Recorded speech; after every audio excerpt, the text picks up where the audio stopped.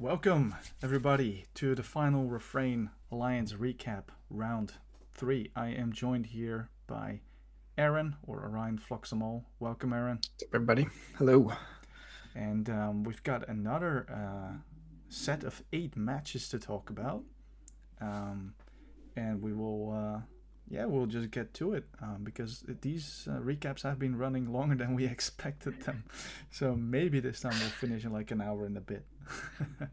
We'll Right? see. We'll see. Once you get us talking, it's There's no stopping this. So if anyone is in the chat, please let us know if the audio is good, and then we can also see if the chat pop up on the stream is working correctly.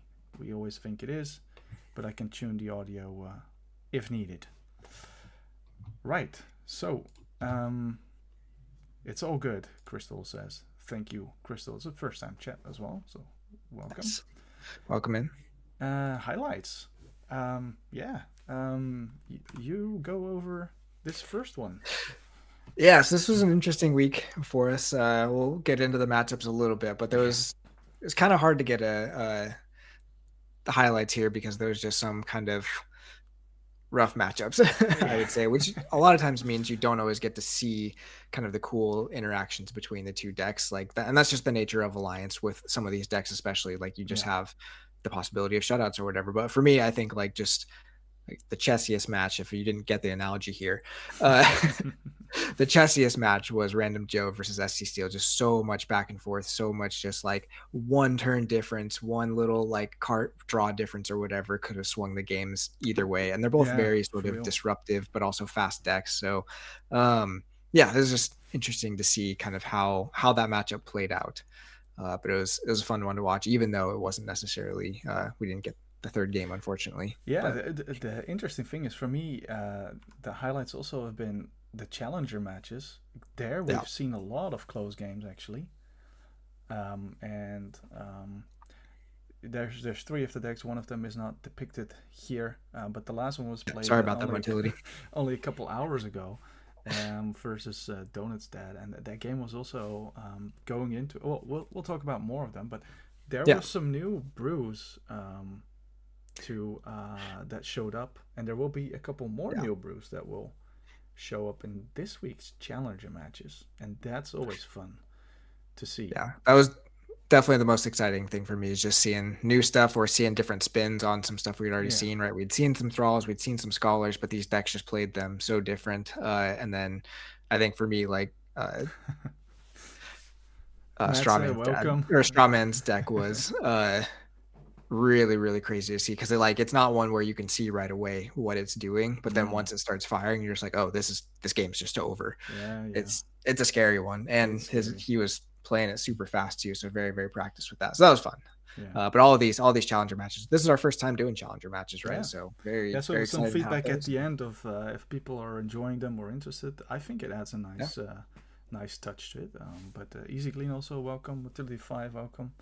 And I added another segment. It's the community prediction skills. So how good is the collective at predicting the final refrain? And round 1, we were at 50%. So that's interesting, right? 50%. I mean, that's how it felt too. Right, round 1 felt like tons of upsets and just like crazy swingy games and stuff. Yeah, so half of them were, you can call them upsets if you go based on the number of votes. Some of them bigger than others, and then maybe you'd think people would learn in round 2 a bit more about the matchups, and well, they did. We're now at 6 out of 8, which is 60. What is it? 73%, I guess. More or less. Yeah. I don't do that when it's a Sunday. Come on. It's 3 out of 4 even, so that's super easy. 75%. Yeah, we should have had that. Okay, yeah. You're all stuck with us for another hour and a half, guys. Just so you know. The math is on point. And then here, oh wait, maybe spoilers, maybe not. Let's see how we did in round 3. If we got better. Anyway, Yeah, easy cleanup. Thank you. 75. Yeah, We got it. We got it. We worked it out. A bit slower, but we worked it out. had to do it, fingers Yeah. and stuff. Yeah. Math is mathing. So, match 25, because we're going according to bracket logic. So, round 3, match 25. Random Joe versus SC Steel. Briefly talked about this being a highlight. Because it was oppression versus nobody puts baby in the corner, and where Random Joe is just trying to disrupt and then value it out all the way to the end, where SC Steel, nobody puts baby in the corner, wants to lock you out by recurring corner the market in this and archiving it with a dis-pipped shard of resurgence. It was a very interesting match. Let's talk about, if I can recall, game 1 and game 2, but I think they were both quite similar. In the end, Random Joe won it 2-0, but that score doesn't do justice to how close this game actually was, in my opinion. What are your thoughts, Aaron? Yeah, I feel like both games, it just felt like one turn of Random Joe not having quite the right answer, and it would just swing the other way really fast. And some of the answers that he found were not what I was expecting, which is really cool to see. Yeah. But yeah, it was just like edge of your seat every turn. It's like, okay, what can she do from here? And then next turn, what can he do from here? Because they have to do something right now, and it just felt like every turn felt It that felt way. like every turn, like the lock was like there was a certain sense of doom on Random Joe. Like, okay, now surely he needs to do some magic trick, and again another magic, and then and again, and then like the lock was there, but the Ember was just too much, right? So I was very impressed with Random Joe's ability to kind of like twist and turn and just get out of the very scary lock that was about to happen. And control the board too, right? I feel like there was a point where she could have started the combo, but she didn't have any board presence to keep generating the Amber, so she just couldn't fire it. And so that bought him another turn to be able to just like find more of that disruption. So indeed. it was a really good match. And game 2, I feel like both of the games were more or less of the same. Welcome, Benji, by the way, and I boosted my sound a little bit because I heard from Harm that I needed to boost it. So let me know if that worked out, either by WhatsApp or Twitch. That's fine. But game 2 was a bit more of the same. And well played for Random Joe. Very deserved victory, because very skilled plays there. Too bad we lost Sydney in the tournament, but she got so far. Feels like Random Joe put baby in the corner. Yeah. Yeah, he did. Yeah. So Random Joe, it was victorious in this one. Match number 26. Speaking of the Devils, Harmed versus Fakey. I had my theories on this matchup going in. What about you, Aaron? I was actually really curious to see how this one was going to go. I thought it could have gone either way depending on like who gets the board. I did think it was going to be probably more uphill for Fakey, just because there is so many ways to sort of like these Brio Calp decks. As we've seen, they don't always have to just do the Brio Calp thing. They have so many ways of kind of hitting you, and so like you have to be able to answer all these sort of things. And then with Harm specifically, it can even deal with the Calp getting purged, right? So it doesn't fully have to rely on the Brio Calp in his own deck. He can use the tools from your deck, which if you're very unlucky, it can happen 3 times in the same turn. So BR Geisting and Furnace, I think, is that card is just insane. It's so scary when to get played against you in a deck that kind of relies on stuff from the discard and everything.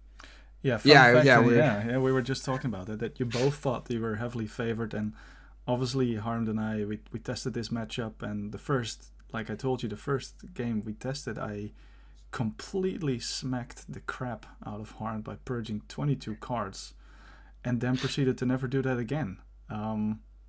So obviously two decks that are very hard to pilot and master. Yeah, So I think that was the biggest thing we had said, right? Is this yeah, these decks take a lot of skill, a lot of practice. so even though our practice showed a very high win percentage, probably for Harmed, and Fakey's practice showed very high win percentage for Fakey, and we always, when we do that, we correct for not being able to master the deck fully. Um, but still, it was a bit in Harm's favor, and it turned out to be, um, yeah, a dominating game from Harmed. He got a great start, and I would say that Fakey also didn't get a bad start. But it just, yeah, the Geister just went crazy, and just the lock came down. Even if the lock didn't come down, there was just so much amber, and Fakey's deck could not show what his deck can do. I think the big thing you see there is only one Star Alliance turn, right? And it's just like from the other games you've seen, that deck needs to be playing Star Alliance most of its turns to really get the efficiency, really get the board going, kind of get that extra control and dominance. And it just didn't get set up. I think one of the things we said, like the key to this being a super important card for the matchup, just to be able to reset the board a little bit. That is in a way that is not countered by Bryokelp, and I don't think we saw that in either game, right? No, but you need the key of this and the Infernus at the same turn. So you need to dig through your deck before all the crazy stuff happens, and that can happen sometimes. But you're just not that fast. So yes, the key to this and Infernus can throw a wrench in the plans, but by that time probably there's a lot of amber and you need to do other things. So yeah, game two. Unfortunately, Vicky didn't play out both of the games, so our stats are messed up. And we please encourage everyone to stick through the games and play them out. It must suck playing against two Caps, two Bryos, but yeah, just end the turn and then just let your opponent do the things. So you see that Harmed had a one key. Actually, the game was locked down with two Caps, Bryo, a lot of other creatures on the board, and yeah, Harmed making it to the semifinals once again. This is impressive. Yeah, I don't know what to say. Winning the final Refrain Archon now in the semifinals, and matching up against Random Joe. Is there a good chance for Harm to make the finals in both Archon and Alliance? I think yes, but yeah, this is it's going to be so interesting. Like we said, the Life Ward is again one of those cards that Harm's deck doesn't play around as well. It doesn't counter compared to the other things it can counter as well. The main threat that comes from Harm's deck is playing out creatures or being able to bring them back. So spreading out your control the weaks with Life Ward turns, and maybe Scrambler Storm can also be very annoying. The Scrambler Storms are annoying, but again, it's kind of like we saw against Sydney, where like the deck is just always forcing you into some corner every turn. Yeah. The question is, can he always pick the right corner? I think that's kind of where it comes down to. That is exactly because the control the weaks, I don't think you're as much scared of, because in Geistoid you can do very scary stuff. In Starlines you can do very scary stuff, and in Unfathomable you can also do very scary stuff. Yeah, I think Unfathomable is usually your hit there, though, unless Harmed already has the board set up, right? If you don't, then you're like, okay, he's going to drop 3 or 4 creatures, and then I have to deal with that next turn, but he's not going to do the cycling Geistoid stuff. He's not going to make a huge board of Star Alliance, but it's going to be game dependent, or like where depending on where it's at. There's like no way to say like this is always your best target. It depends on board state and the skill of Random Joe's picking which house will probably determine to a great amount his success.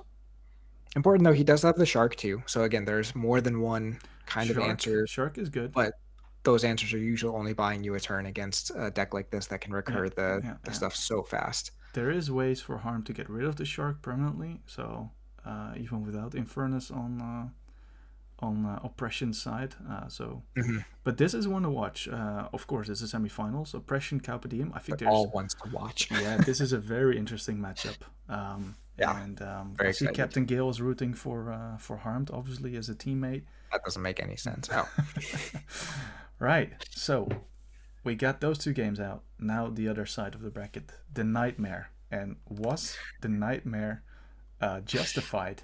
Um, oh Aviator, poor Aviator. JDG, Triple Quixelstone, Infernus, Jar, Mark of This, versus someone who wants to spam Mars creatures. Um,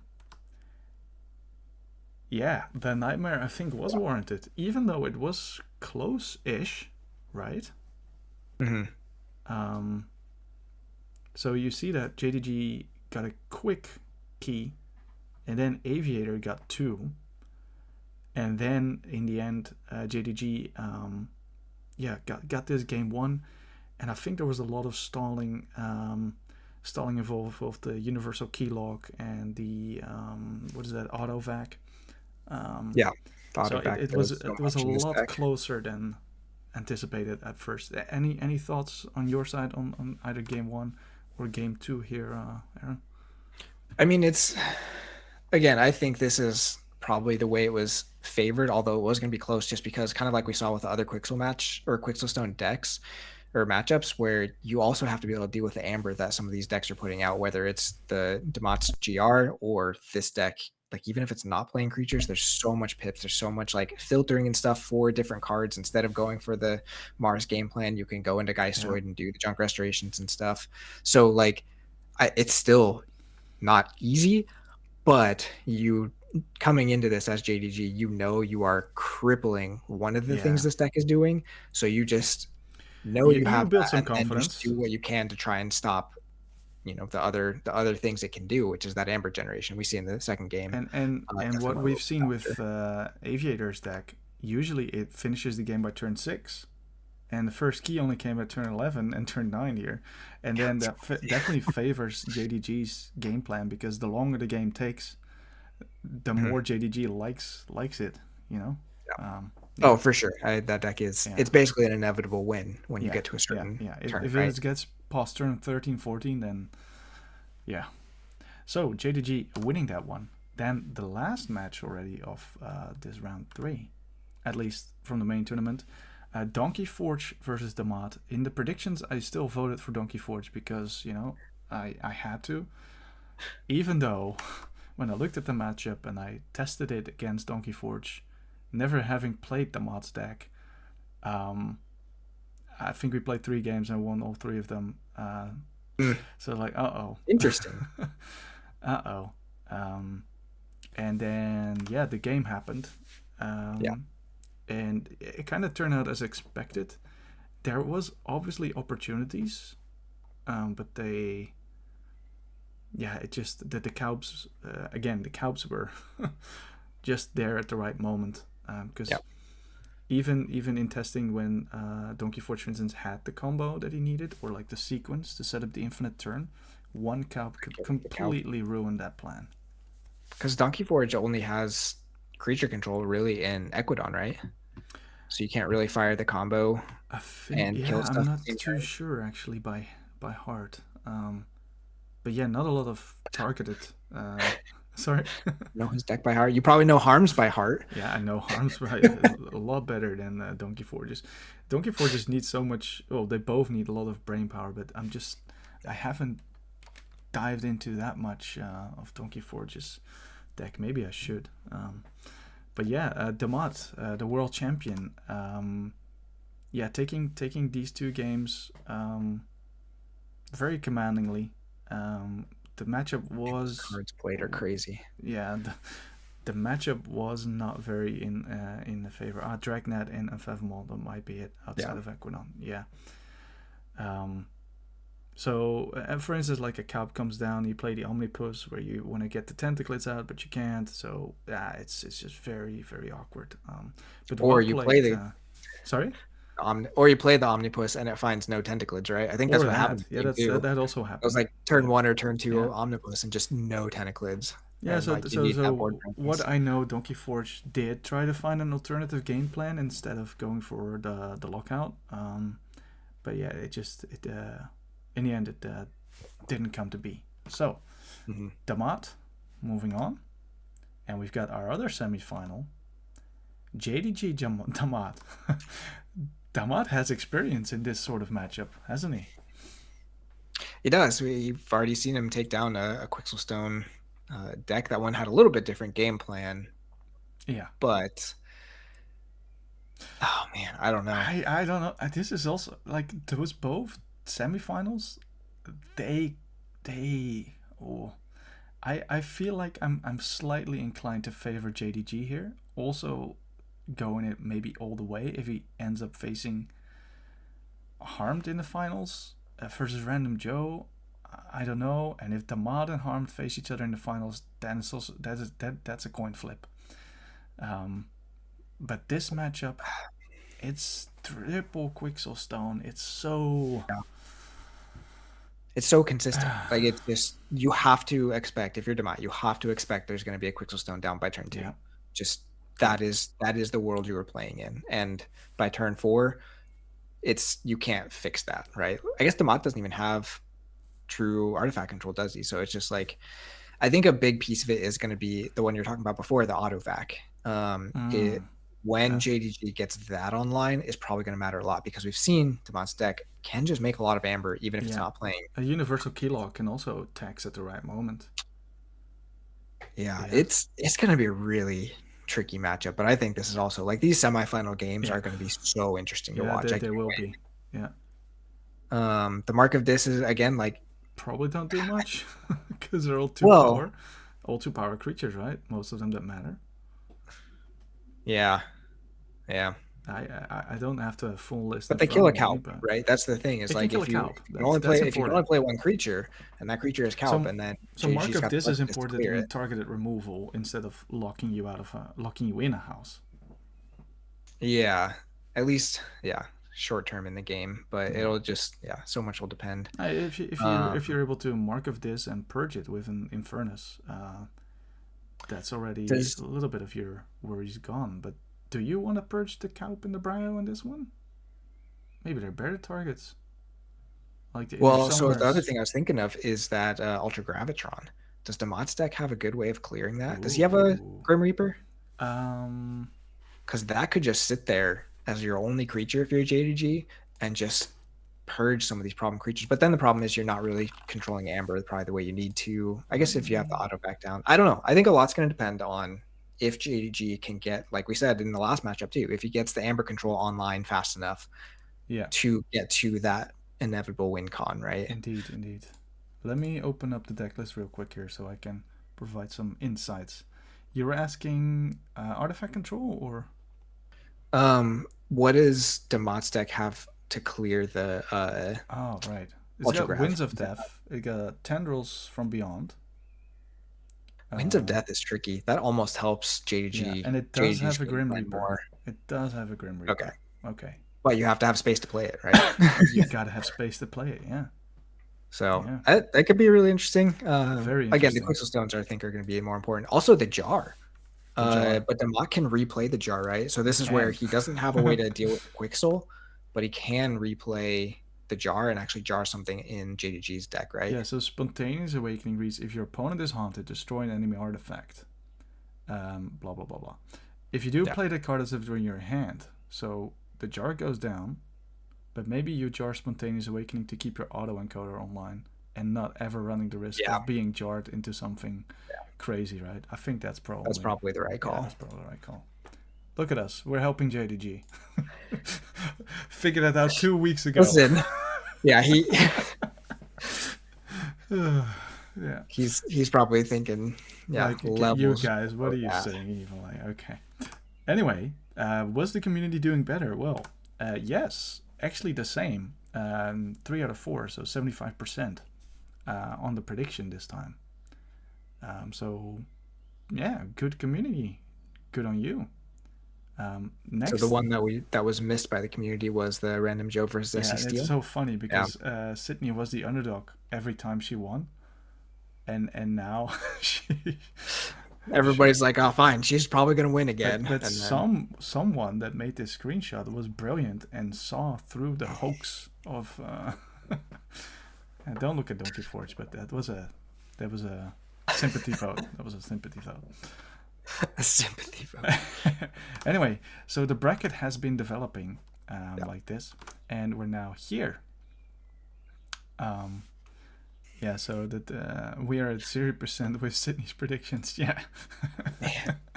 The community cannot predict Sydney in maybe awesome more top ways four. than one. Yeah, we got 2 awesome semifinals planned for this week. So really 4 different countries represented, which I'm sure we'll look at later. But yes, yeah, we will. This is a scary finals. Yeah. So we got our top 4 players here: Harmed, JDG, Random Joe, and Damat. So we got the Netherlands, we got Canada, we got United States, and Italy. So 2 Europeans, 2 North Americans, battling out for. They at least won something already.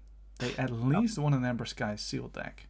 But if you win this match, you for sure win a display, and you might win a playmat and the travel reimbursement main prize. So,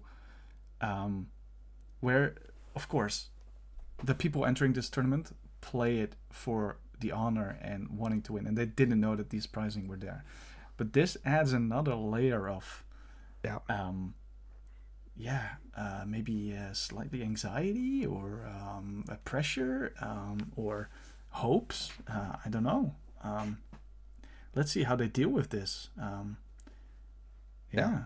It's the highest stakes we've had in a Keyforge tournament in a while, right? Yeah, So this is really big. Yeah. So very very excited to see how that shakes out. But you don't have to play in the tournament to win something. You can still win something by predicting things. The winner of the prediction game wins an Ember Skies display. The second place gets a seal tag, and random amongst voters we're raffling 5 times VM 2025. 2 of them have already gone out. One of them has gone to Grishhammer. The other one has gone to Contagali. And we will raffle out in like a mere minute. The next one will go. But let's look at the prediction standings. This is what everyone's been tuning in for after round 2. It's looking like this. And round 3, top 8 has been included. All the sets and predictions. Everything is up to date so far. And obviously 0 mistakes are made because we're perfect, right? We're not. And the system is a bit fragile, I have to admit, but we're doing our best to keep the people entertained, right? So if any mistakes have been made, please reach out and we'll try to fix it. But barring any mistakes, right now, why is this guy always winning? I can't stand it. Somebody stop him. Somebody stop him. Oh, Harmed on top. Vargest as well. Also always winning stuff. Mandracore and who's that? Lord Judo? No, I'm excluded from this. Somebody list. With insider information over here. I'm in here because it's easier to calculate the things. But disregard number 4. And then Unfathomable and Easy Galena, Matilda 5, Matilda Dragon, still Grishhammer also. Still very much in it because I think there's around 10 points to be gained. And then another 6 for the finals. So there's still 16 points to be gained. It seems rigged. It feels that way, doesn't it? Everything we do here seems rigged, but it's not. I swear. So if you have any issues with this, you can always reach out to Riku. Yeah, and he will definitely not fix it. Yeah. Harmed, what one will you vote? I will take the other one for sure. Yeah, so this is... Okay, hold on. One thing. Please vote as soon as possible. And when you change your vote, this is where it gets shaky. Now with 2 games to go, I'll probably collect the votes just right before the match. So it should be fine. But, yeah. Did I really drop in the standings with 3 correct predictions? People's predictions on point. Yeah, people have been predicting 4 correct for quite a few of them. Yeah, but don't worry. Oh, that's not the right one. Sorry. Oh. Tom. Where's There our we wheel? go. There's it. Mm. Maybe your luck will turn around, Captain Gale. Maybe this is your lucky moment where you win a VM 2025. Everyone that Which, by voted the in way, round 3. are the spiciest decks. Oh, oh yeah. They're so spicy. They're spicy. So if you win a Vault Tour with one of these decks, you win from this wheel. Yeah. Also contact Riku for his royalties. Yeah.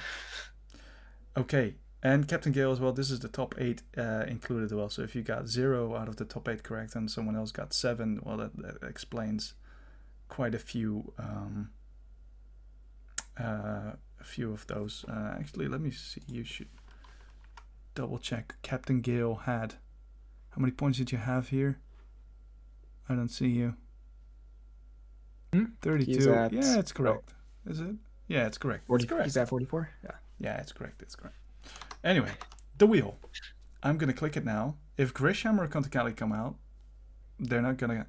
It will be spun again. Are we ready? Let's see it. Or me. I will also be taken out because... I win? What? Oh my gosh. Complain enough and it works out. It all works out. This is just more people saying it's rigged. Just this Dutch team is just taking over everything. I don't know what to say, guys. Yeah. Oh boy. Well, congratulations, Captain Gale. Oh, that's too funny. It is just... So if you want to win a Keyforge, even if it's just things like this, you buy your decks from Vietnam and you play on the Dutch team. That's what we know now. Yeah. If these events have taught us anything. Yeah. Matt says can't win shit against the Dutch. Yeah. I'm sorry, I just press the buttons. That's all I do. I just enable the other Dutch people to win stuff. I'm sorry. Yeah. So, Captain Gale, congratulations. If you now proceed to win the Dutch Nationals with that deck, I will be not very happy. But hey, it is what it is. Unban VM and ban all the Dutch. Listen, we could talk. What was your PayPal again? I'll send you that 50. Okay, challenger matches. Like I said, a partial highlight for both of us, right? Because these have been super fun. Interesting. So the first match was the first challenger was Bear, and fun fact is part of the ABR team. Surprisingly, wouldn't know of that name. And it was versus Panic. Who streamed this game? Was it? I think it was Strawman. I'm not sure. This is the one that happened just first thing Sunday this night. Was it was just really like, all right, let's go. I woke up and was like, hey, the game is done? Okay.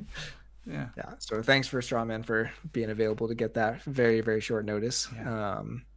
Did go with 2-2-1.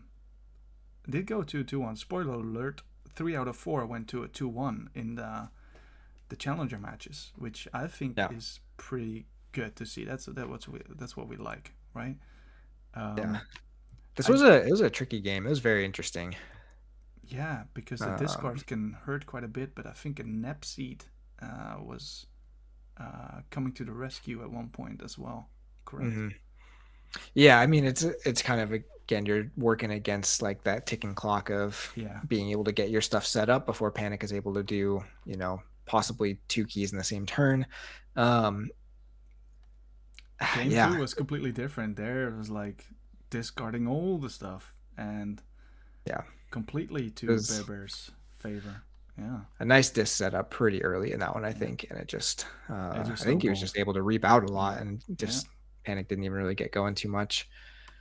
And then game 3 flipped again. Quick Amber from Panic and was able to key cheat it out with the Dark Discovery. So our participant fending off successfully the challenge and thereby also winning an Amber Skies sealed deck. So congratulations, Panic, on fending off the challenger. Yeah, and we get to see that cool deck again, right? That's a very unique deck, being able to do the Dark Discovery looping stuff. Very, very cool. Indeed, it is. It's another chance of those unique decks to shine and see new brews from the community. So I'm really liking these challenger matches. Then we had Easy Galena, the scholarly shifter, uh, being matched up against a Rentalong, an Italian player. Also a rigged spin, Also but rigged spin, indeed. And I I think you're very unlucky running into a Rentalong, because a Rentalong was very lucky to get unlucky to get eliminated round one. I had a Rentalong going pretty far in this tournament with insane quota build. Um, yeah. it just wasn't meant to be in the main tournament. But how about the challenger match? Did you have any ideas going into this one? What would happen, Aaron? Uh, I mean, honestly, I definitely thought it was going to be close. I'm trying to remember. I did watch Oh, this. I think I did watch as well. I think I casted it. Um, but all the ways of like just there's so many strong cards in a Rentalong's deck. You'd think those just all the ways of kind of stealing cards from that deck in Easy Galina's deck Yeah, would make it really, yeah. really, really hard to kind of get past this. But the thing with tokenizing is sometimes you just tokenize those cards, and like Sometimes you do. Scholar Spam can do really good, but it's going to be really tough for it to beat something that's going to Yeah. combo off as fast as a Rentalong's deck, right? Yeah, and indeed, I think game one was looking very much going towards Easy Galena, and then out of nowhere, you know how it can happen. Out of nowhere is the right way of Yeah. saying. I mean, it's not nowhere, but it feels like it's out Yeah, of nowhere. yeah, Just like but you 0 to know also, and I think Easy Galena, if he's still here in the chat, he can probably add some context if I'm saying things wrong. You know, there's this threat looming, like I need to go, go, go, go, go, because anywhere around turn 5, 6, 7 is really like the pieces must have been coming together. But the double lateral shift and the corner of the market, those can be very, very tricky. And then game two, Easy Galena took it. Mhm. And yeah, I think it was a very interesting.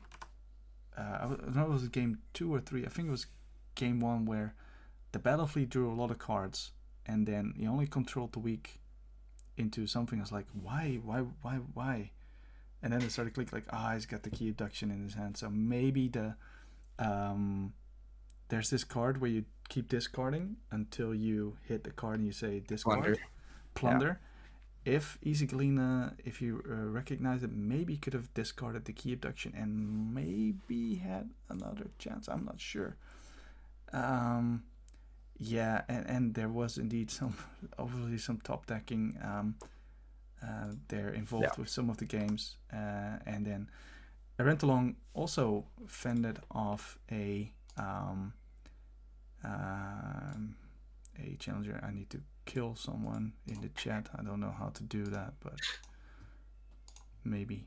Click on their Delete. name. Boom. There you go. That's gone. Yeah, so Rentalong fended off the challenger, but it was So close. Another interesting. 2-1, right? It was a 2-1 indeed, but it was a very good one to watch Mm-hmm. and to cast. Yeah, and that Challenge. deck basically also Oh terrifying, yeah, right? it's Like so terrifying, so terrifying. so much stealing of your I'm stuff while it surprised. also has this. I'm surprised there's not more lateral shift cards, because every time I was on TCO at the start of Alliance, I would run into Mm. triple lateral shift things, and I'd be like, oh my goodness. So maybe. Well, I think so. If I remember what happened is there's more. You probably can find more of them in when Worlds Collide, and Worlds Collide was really hurt by the restricted list for a while. I think it's less so now, so we could see more of them coming back. But I Maybe. think that was part of the reason Yeah, too why people slowed down playing those. could be.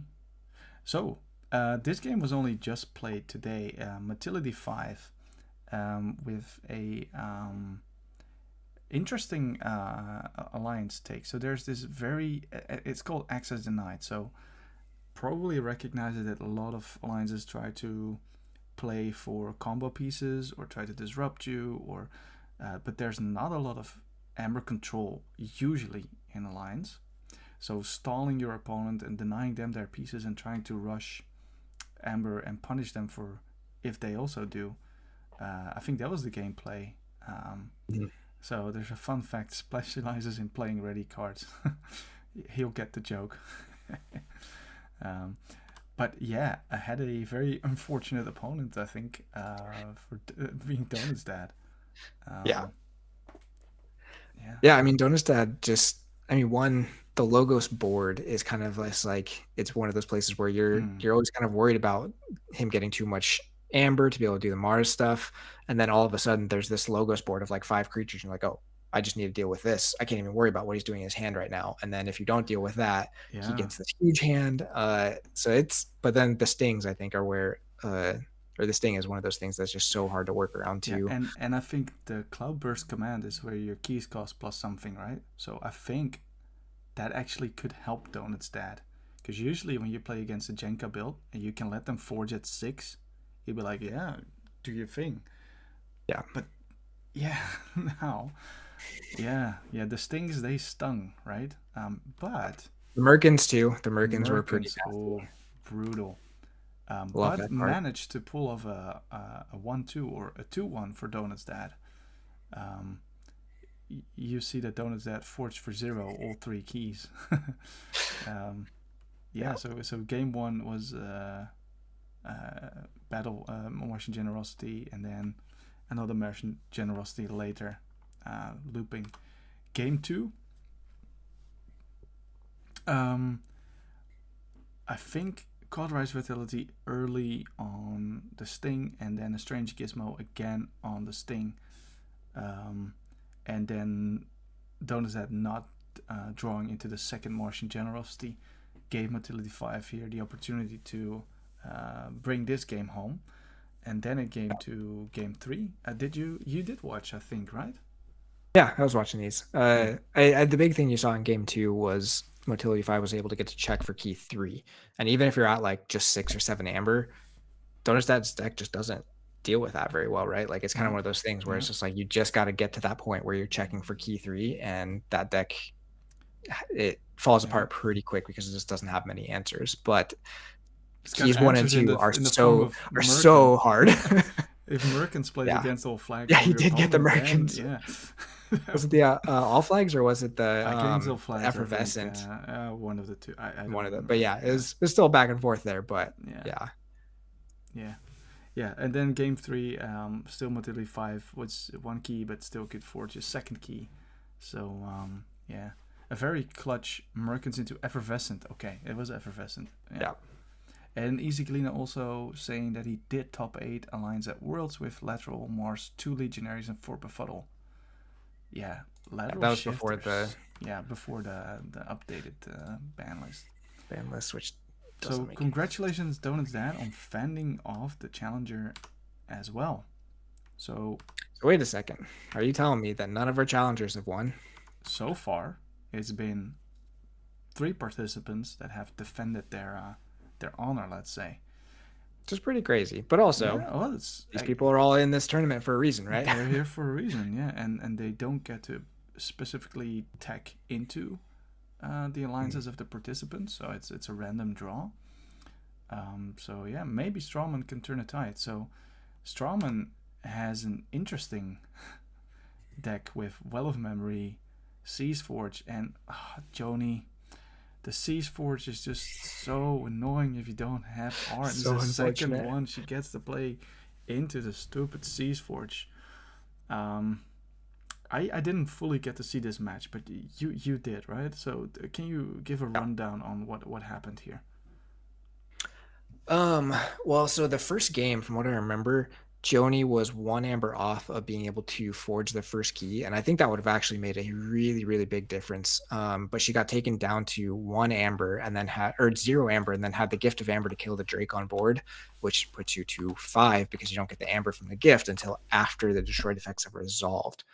And I think from that point, if she gets that key, she's able to pressure a lot better.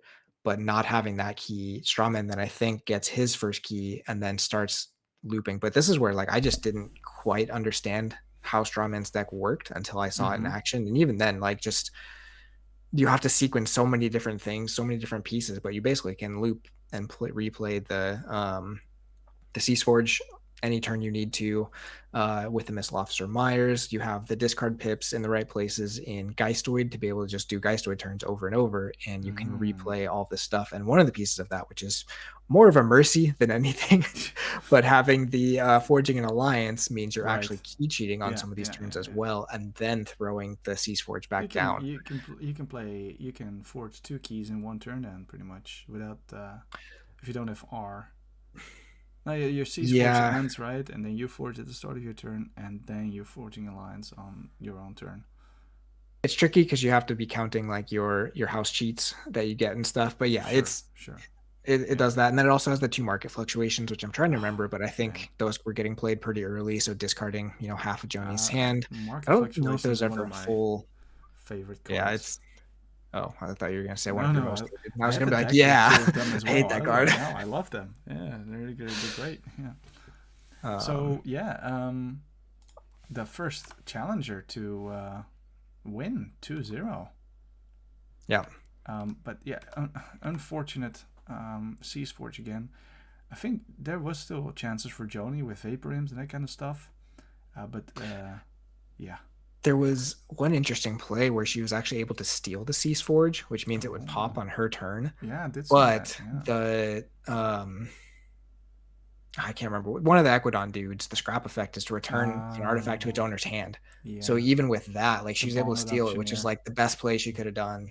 And then the Bond Auctioneer lets Strawman just bounce it back. So yeah, just again, very, very rough. Strawman is part of the casting team, and he's starting his own Alliance league as well sometimes. So definitely someone heavily invested into Alliance. So great for him that he managed to pull off this victory.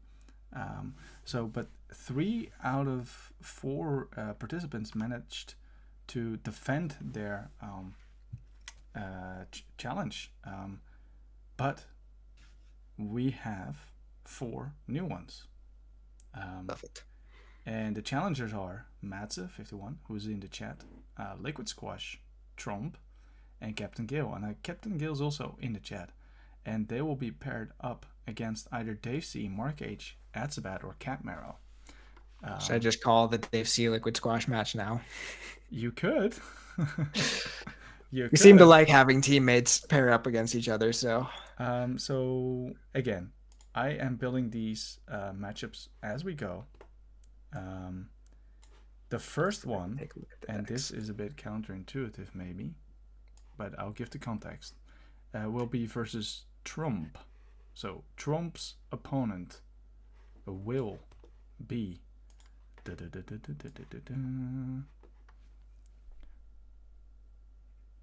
No. I'm saying this wrong. Dave C will be versus Matze. Huh? Oh, I'm sorry. You're spinning the wrong side. Yes, I'm spinning the wrong side. So Dave C's on top. So it will be Dave C versus Matze. Dave C versus Matze. Right. Yeah. Okay. Let me get that in there. Sorry for the confusion, everyone. Now Mark H will be the next one. Yeah, this is rigged. You don't want to play against Dave? Come on. Yeah. Playing Worlds Collide. How hard can it be? Changing it min spin is sus. No one stopped me. It's like, why are you saying Trump's opponent is, and then Trump is in the thing? So I was looking at Trump's deck. So blatantly too. Shall I just change it again? No. Mark H versus whoever comes out here. Okay. And you see we're going from top to bottom, so that's the intention all along. Mark H versus Trump. Did you all catch how it was like slowing down? Like it looked like it was laggy and stuff. So that's him just basically like hitting this button that slows the wheel down when he wants it to. Yeah, exactly. That's how. Waiting for you to announce Trom versus Trom. Yeah. So Mark H versus Trom, huh? Mm-hmm. And now Atsabat versus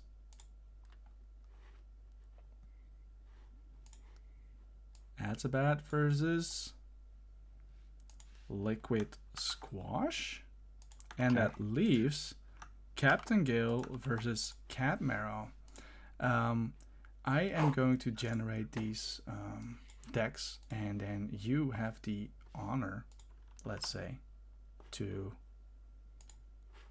spin, to talk about the first Yeah. challenge. So, All right. So our first challenger here is Trom, and this is a tokens of change deck. Do you know? I'm assuming this is another Thrall build, but do you know? I don't think we have it on here. no, it's actually a beta forge. So Oh, the Beta there Forge, it is does have that on there. Okay. So it's going to be yeah. the Alpha Gammas. Very interesting. I've actually been trying to make an Alpha Gamma alliance work as well. They're very fun. The scary thing is there's so much artifact or archive hate in there that this is scary. So Trauma is going to be against, who did we say? Sorry, Mark it's H, I Mark think. H, and I'm whipping up the graphics as we speak. So That's okay. We'll just take a look at this deck. So thinking about this with the Alpha Gammas, so we still have the double mark of Dis. So you're going to have a lot of, and the Masters. So you're making a ton of tokens. You're still doing a lot of disruptions. Triple Effervescent is going to slow the game down a ton, but it seems like it's going to be really, really reliant on the archives. We've also got the double red line rotation. Is there too much else? Balin Aura. So this is actually a combo of two different special rares. So the Balin Aura is going to be able to capture it if your opponent has 7 or more, it will capture all of it on a 20 power catfish. Very cool card. Synergizes very well with the red line rotations if you're able to push them over that 6 amber mark, which is a little bit interesting with this deck. It does have that. Oh no, it doesn't have. We don't have the taxing artifact. I can never remember what that one's called. the taxing artifact. I did get the matchup in. So Veil there or we not go. Veil. So Mark H Trump. Yeah. There you go. You've got a little bit of more of a visual now. I'll generate the other ones as well, and then I'll hop back in. So Mark H is going to be on a Coda combo deck here. Again, one of these Battlefleet key abduction decks with the triple control of the week and then tons of logos efficiency, library access turn. This is one of those decks that could probably key abduction 3 times in the same turn on a logos turn, but has to kind of do the dis stuff in between to make sure that things are slowed down. It's not the Cloudburst command, unless that's in there too. What's the Levy of Souls is the one I was thinking of. Is just one of those super, super important artifacts for tokens of change, I think, just to make sure you have those turns where you can just tax, refill your board, and then kind of force your opponent into the higher amber amounts. In this matchup, honestly, I don't think that is going to make as big of a difference. This will be a really interesting one. So the Amassers, the triple Amassers against a deck that is trying to draw this much will be that will be interesting. crazy amount of tokens. I got everything generated now, so I'm fully focused awesome. on this again. So you want me to stop talking? No, that's fine. That's fine. But I just want you to know that we're good. We're good. You don't have to fill the whole time. But yeah, cool matchup. Yeah, cool matchup. It'll be interesting. I don't know if Mark H's deck does much archiving, but it's not going to have the archive. Are there creatures to be marked? We'd have to look at Mark H's deck, but it's probably not playing too many, and you probably don't mind not playing them unless it's got like some mothers or something. Yeah. But I don't think there's a key cheat in here. Oh, there is one key cheat. Yeah. Well, it's the Beta Forge, right? Beta Forge, so the other thing is, does Mark's deck have artifact control? I don't know by heart. No, I'll have to look it up. Not in here. Let me see if I can find that on. Okay. You can start talking about the next one, and I'll see if find because I want to. Matze, our what was it? German, Brazilian, Croatian. I don't even know how many nationalities you own, Matze, friend. But look at the symbol on the top right. Very quickly, Aaron. Look what set this is. It's one of the Vault Masters. It's a Vault Master, and I think it's 24. Yeah. So yeah, this is our first Vault Master Alliance build. And you look at SAS, and you'll be like 73, and I was like, Mats, are you trolling me? What are you cooking? What are you cooking? And then I did have a little bit more of a look at the. Oh no! I love it. And I named the deck Make Bad Penny Great again. There is a Bad Penny with an Amber Pip and a Draw Pip, and there's 2 auto cannons that I really neglected to put in here. What's Yeah, going on? seem kind of important. Why did I not do that? Anyway, the two autocannons. I will fix this graphic because that has to be in there. So Yeah, that's pretty there's sick. autocannons. So you just rule of six your bad penny, and bad penny is insanely good. And then well, who cares about stealth modes, right? Like you just play your bad penny over and over again. So that's pretty Well, you cool. have to deal with the taxing of 5 eddies, but That is correct. That is correct. you have drummer knots for that, right? Like you Yeah, can and the just, eddies are almost you know. dead anyway, so you just need one. You just need one damage pip somewhere. Um, Well, so the question is, do you play both autocannons? My guess is you have 2 of them for consistency, but you why don't would you play not both play so them that the though? subject Kirby's, Oh, they would die immediately and you wouldn't get your play effects. you So get to draw. You get to draw. Yeah. yeah, you get the draws, but my guess is they're for consistency. Also, Dave's deck has lots of artifact control, so holding one is Yeah. probably a good game Yeah. plan. Um, Okay. So sorry, so Matt. yeah, So it'll be I will put the autocannons in, but I really like this one. It's a Veldmaster and yeah. it's really out of the box. And guess what? If you have two autocannons down, which creatures will not survive? Which ones have been dominating the field so far? Calps. Calps. Calps will die.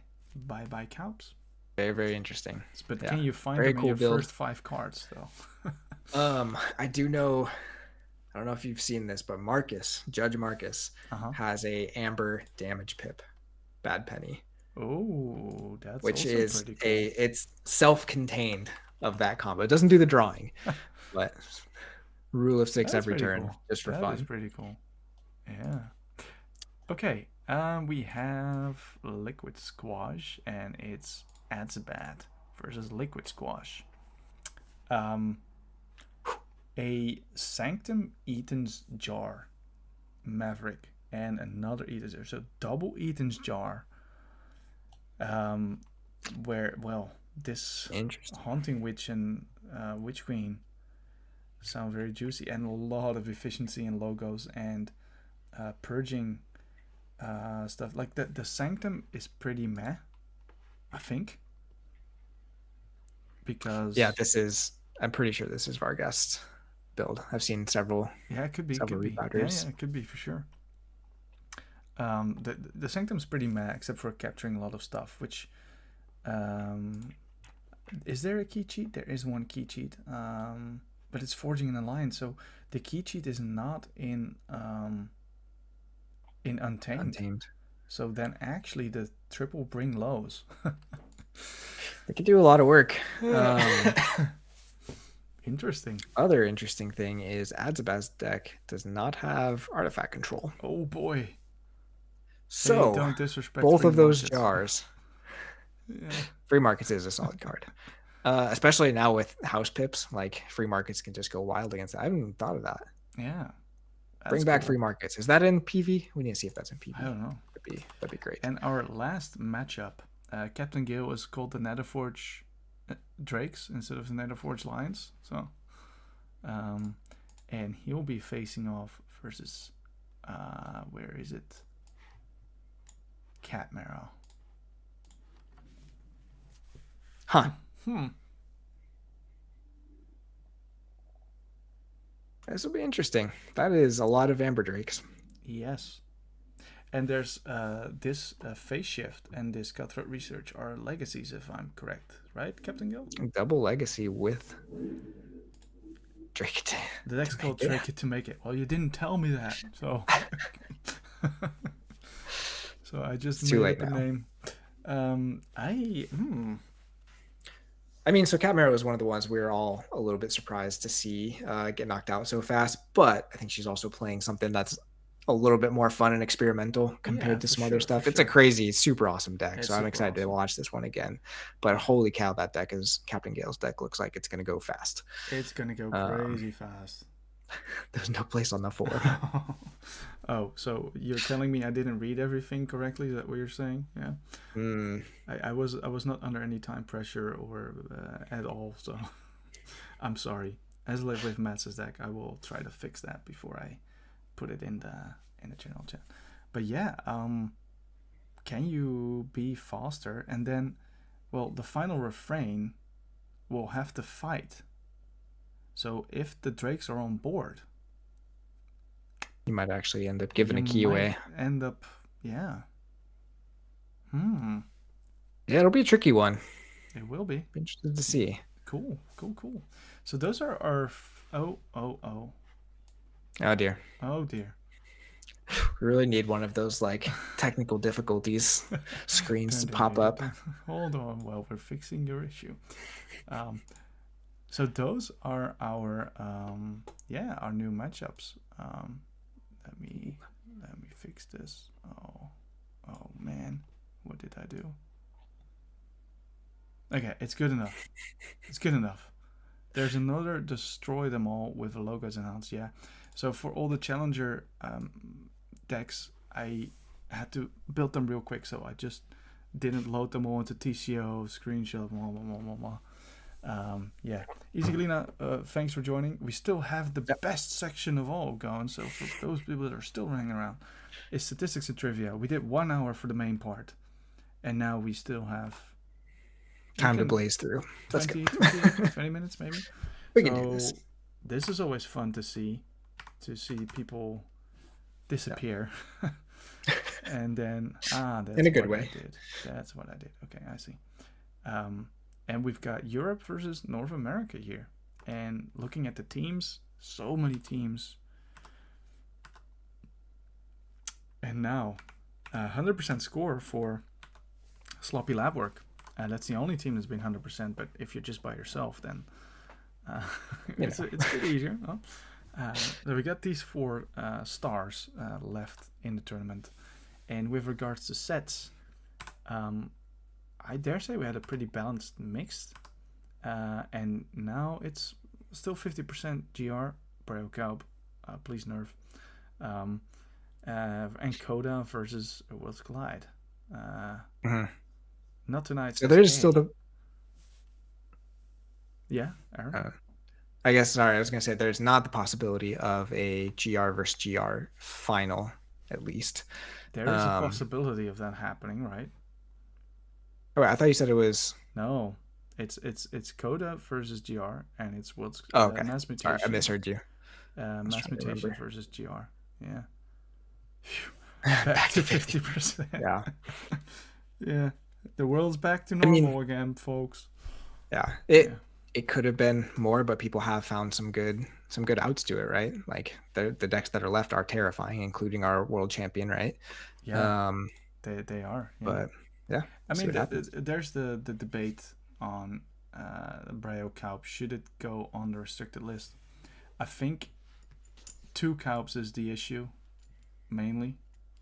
1 you can deal with, 2 is a lot more challenging.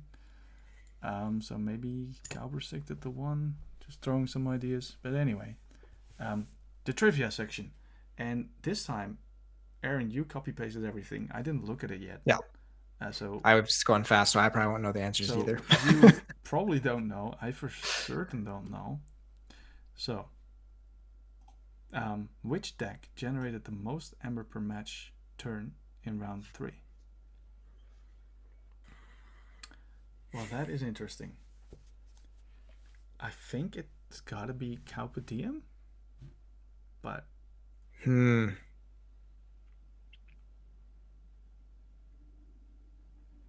don't know. I mean, the Mafioso. Yeah, I didn't watch that in its entirety. It makes a lot of amber. I see some A question mark. Okay, and we're going to go through these a little bit faster than normal, right? I'm going to go with C. C? I'm going to say Mafia. You knew the answer. Right, so it is C. Okay, it makes sense. Makes sense. So the Braille Calb lock actually made the most Ember per match turn in round 3. That's also scary. Yeah. I mean, that's again kind of what we saw, right, with that deck, is that it just even if it doesn't do the Braille Calb stuff, it can still make a ton of amber. Yeah. So which deck played the most cards per match turn in round 3? But okay, there was also concede on Fakey side, so that skewed the Carpe Diem's statistics. So So basically, no one's gonna pick. Nah, it's got to be Carpe Diem now. I think there was still huge turns in Guys to It for Carpe Diem. So, A, A. I'm still saying C. You're still saying C? Well, you know the answer, but let's go. Ah, there you go. So Carpe Diem. Yeah, monster Guys to It turns there. And which deck had the highest pick rate? Pick rate variance. Okay. Thank you, Snoopy, for putting the explanation. Yeah. Okay. Pick rate variance is defined as the difference in pick rates between the most pick pot in a given deck and the least pick pot in a given deck. A deck that picks all its pots equally would have a pick rate variance of 0%. So if you pick only Guys to It, it's 100%, I would imagine. So how evenly across houses did you call them? So this is which deck relied most on one house? Is that roughly translated? Yeah. A once more. I mean, yeah, I think it's between A and C, right? Yeah, I would say so. A is maybe a little bit. Let's see. Yeah. Oh. Ooh. Yeah. Oh. Whoa, Mars was more than even Is Carpe that Diem. Starlines then? Harmed, what are you doing? Harmed, what are you spreading out your house choices for? But again, when he was in the lock, then the game was conceded, so yeah. Okay, which deck had the lowest pick rate variance?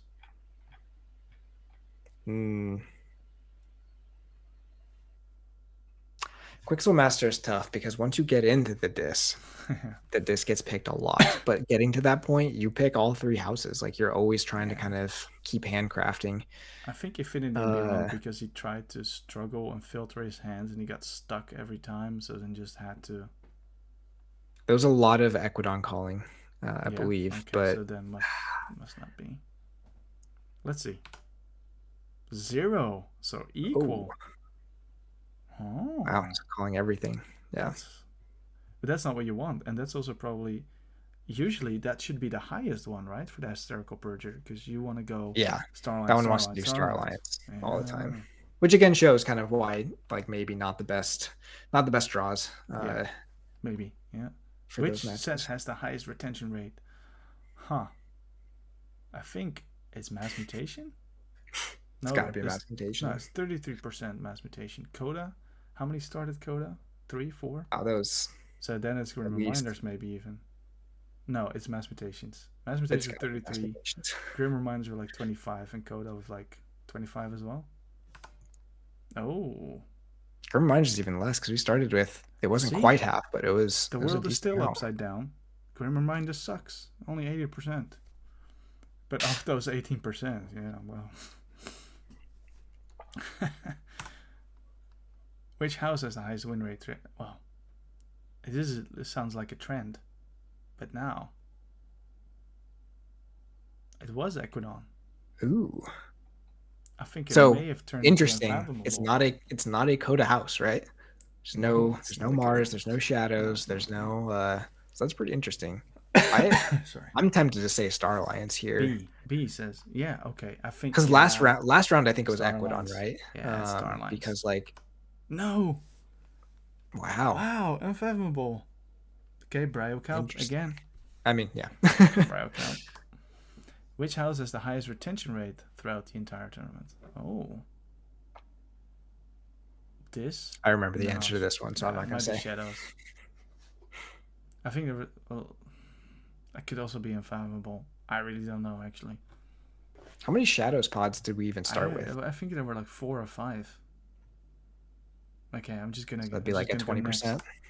It's Shadows. Maybe, yeah, so if there's only 4 and one of them's in our semis, then it's pretty good. That's pretty good. This was all over the place, right? Everybody was bringing this. And there was a decent amount of unfathomable. Yeah. Which pod generated the most Ember per match turn, including turns it wasn't picked? What? I feel like that gives you a clue. Interesting. How do you generate on a turn that's not picked, though? Are there Ember pips on BR Geists? So that makes some things. Oh yeah, that is weird. Like I don't in Carpe Diem when you don't pick. Okay, maybe there's amber pips. No, there's no amber pips on creatures with the lees.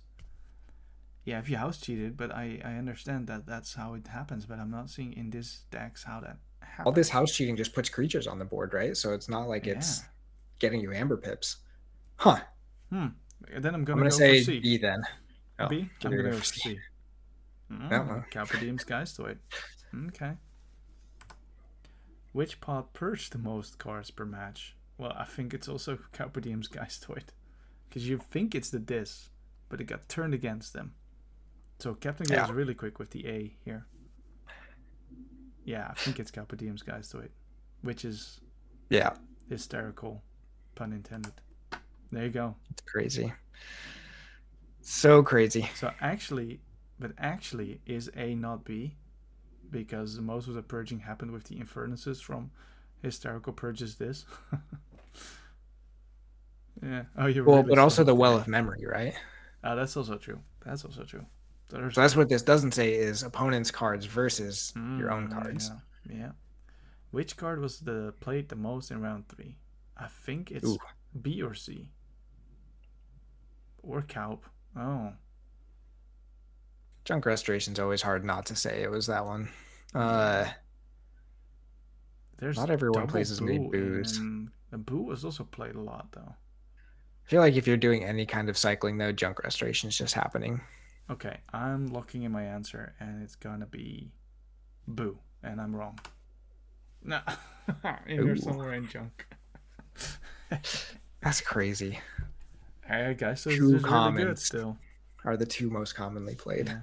Oh right, Captain from the Gale. same Now house. You pick A as well, yeah. Which rare card was played the most in round 3? It's Time Traveler still? Or Bryo? I feel like there was not a lot of opportunity to play the Time Traveler, but I didn't watch it all the way. I watched parts of it. Yeah. I'm going to say Bryo. Me too. Ooh, so close. One more. Time Traveler. That's impressive. Yeah, it is. Knowing it was against also close. Close, not tonight. Which card purged the most cards in total? Yeah, B or C. But I think Well of Memory purged like 15 cards or something. If we were doing challenger matches, it would 100% be Well of Memory. Yeah, they're not included in this. I think Well of Memory is going to be like purged so much. Now maybe Well of Memory did more than 15. Maybe it's like between 20 and 13, 20 and 30, and then Inferns be like between 10 and 20. Okay, Well of Memory 20. 16 for Inferns is still high, but yeah, Well of Memory still high. Does so much. Yeah. And which card returned the most cards to hand in round 3? Most cards. Also interesting. How many times is Island? Island's not going to get played more than once or used more than once a game, right? But still, it can return up to 11 cards to your 11 in one turn. Well, remember we just saw purge 20 cards, so it got 20 cards back. Did Island get more cards than that? Potentially. Junk Restoration played 16 times, yeah? So it cannot be Junk. So it's A or C. I think it's still C. 18. So how did the Persian not return anything if the draw was empty? Can't do that. Stupid. No, you can't do that. If the draw is empty, it can happen. Yeah. It would have done more if you mean if the discard is empty? If the discard is empty, you cannot pick anything back, right? So which card archived the most cards? That's actually tough. Intuitively? I don't think it's B. B? I don't think so. I don't think. Is there even one of those left in the tournament? There's no Amber Skies left. I think it's auto encoder. But Winds of Death can also. Yeah. I just don't feel like we've seen Winds of Death do stuff. It's Winds of Death this time. You're just doing like a BR Geist and stuff. Winds of Death, let's go. Oh, wow, by so much. Wow. Still, Konopompa 16. Crazy. Wow, that's a lot. So this is where I think, like, again, the restricted list is like Winds of Death is on the restricted list, but it's being played with Brow Calp, which is not. So if you just put one of those on there, then maybe we do actually start seeing numbers like this change. I don't know if that's the right way to go, but Winds of Death by itself was not. No, it's not the issue. I don't Didn't think. quite treat the issue. And which card has the most plays throughout the entire tournament? In here somewhere. It's in a lot of sets. A lot of the Amber Skies, especially, was somewhere. used that too. So I think that's a good. No, it's Boo. What? Okay. Crazy. Yeah, not tonight. Yeah, I'm super surprised as well. Okay, cool. And what card with at least 40 plays throughout the entire tournament has the highest win rate? Well, we know what we've been saying. But Retro Technician Lee is probably higher because... it's got to be up there. Yeah, I think it's got to be a D. Even it was in other builds as well. Ooh, yeah, Captain Gale agrees with me. D. That's Calp. I mean, Calp. That kind of makes sense. Those decks are doing well. It does. But I thought Calp was also in other builds that did not have Lees, and the both that are doing well have the Lees. But the Retro Technician Lees were also in different builds. Yeah. And what card with at least 30 plays throughout the entire tournament? It can still be Lee. Control the Weak? I don't think so. Winds of Death? Yeah, that's tough. I feel like now I'm going for Lee. Yeah, that's probably a good call. Yeah. I don't think it's in here somewhere because there's too many. Yeah. Yes, 46%. Wow.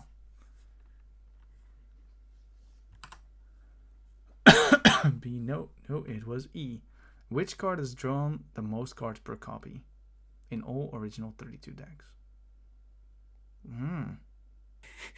So I love that Waking Nightmare is even an option. So yeah, I think. Is there a draw pip on Waking Nightmare because it gets looped? Yeah. Yeah, that's the only way it even draws a card. It doesn't naturally draw cards at all, but it's on there because I'm of one draw Time Traveler here. I know the answer, but yeah, I know. Yeah, Time Traveler. What? It's Waking Nightmare. That is the funniest thing to me because ever. Because there's only one copy. Well, because he rule of 6 it once he gets it going, so it's just like you play the Nightmare, you play the whatever the other card is that loops, and you just Mind Fire. That's and you just keep looping them. Okay, we have one more slide after this one, and then we're donesies. So Alliance versus Archon, and it should be round 3 versus round 3. But no one saw that, right? And it's not even that actually. It's actually all rounds, I think. So yeah, we did it in a spreadsheet this time. So let's have a good look. Alliance Archon, and let me just pull it up a little bit. So keys forged. Obviously that's going to decrease, right? So if you look at round 3, 28 versus 33, but again, 2 games were conceded. So yeah, but those keys probably wouldn't have been. It would probably ended up about the same. Yeah, there would have been at least 3 or 4 more keys there. Yeah, which still isn't the exact. But I'm saying like it wouldn't have been like a 2-3 game necessarily the way those games are going. No, it would have been 3. No. Whatever. One game was ended with 2 keys on the winner and 1 key in the winner. So there's still would have been pretty close to the same numbers. But I think the turns per match for Alliance they've been getting longer, and for Archon they've been getting shorter. If you look at what's been winning, that's interesting. It's lots of disruption winning out here. And the Ember per turn has been kind of decreasing and increasing here, kind of. Yeah, that's cool. Number of 2-0 matches, 4 and 3. Yeah, that was a bit of a bummer this round that all of the matches ended up 2-0. But actions per deck. This apparently actions do well, and creatures can't draw that much from it. Artifacts Yeah. Still a little bit higher, Yeah. but And upgrades, a bit more upgrades than Archon. But this is interesting, this trend of the turns per match going up and here it's going down. I think that's cool. it's If you very want to interesting. build an alliance, make sure it has enough upgrades. That's definitely how you can read this table. Yeah. And of course, all the statistics here, if you just follow them and build according to the statistics, you can't go wrong, right? You will So automatically win. you want to include the cards that win the most and draw the most cards. So you need Waking Nightmare, you need Well of Memory, you need Infernus, you need, just smack all these cards together and you'll win the tournament next time. Because that's how it works, right? I mean, the cards you mentioned didn't seem too bad. Like Well of Memory is like, yeah, it's probably still going to do pretty well. Yeah. But So, we've come to the end, and with only been 1 hour and 20 minutes, I think that's pretty good. That's a solid. that's wonderful. That's a solid watch. Oh no, I have 0 upgrades. Yeah, Captain Gale. Yeah, you're doomed. 4 upgrades. 4 harmed? Singing Scythe ×2. That's already there. Oh yeah, the sides. And then there's the modular exoskeleton and the proton siphon, I think. And Harmed can say yes or no. Yeah. Very fun. Yeah, so I'll put the graphics on there. I'll fix Matt's graphic because I forgot the autocannons, which is like the most important thing. Oh boy. Did him dirty. Hey, Snoopy, you just got here. Oh no. Oh, no. Well, watch the VOD. Yeah. Okay, So, any closing remarks, Aaron, before we... Not too much. Again, super excited about the challenger matches. I think that's been a great idea you guys brought into this. So loving those. Excited for 4 more this round. But yeah, be on the lookout for. Again, I think these semifinal matches are going to be awesome to watch. I'm super excited. So be on the lookout for those. Actually, 4 challenger matches. 4. 2 semifinals and a final. That means there's only 7 games left. That's crazy. If we don't conjure up something new, but I don't think we will. So 7 games left to watch. Yeah. Stay tuned this week. Thank you all for joining. Fast. And we'll see you on the next one, right? Yeah. Thank you all for joining. We'll see you this week. Bye.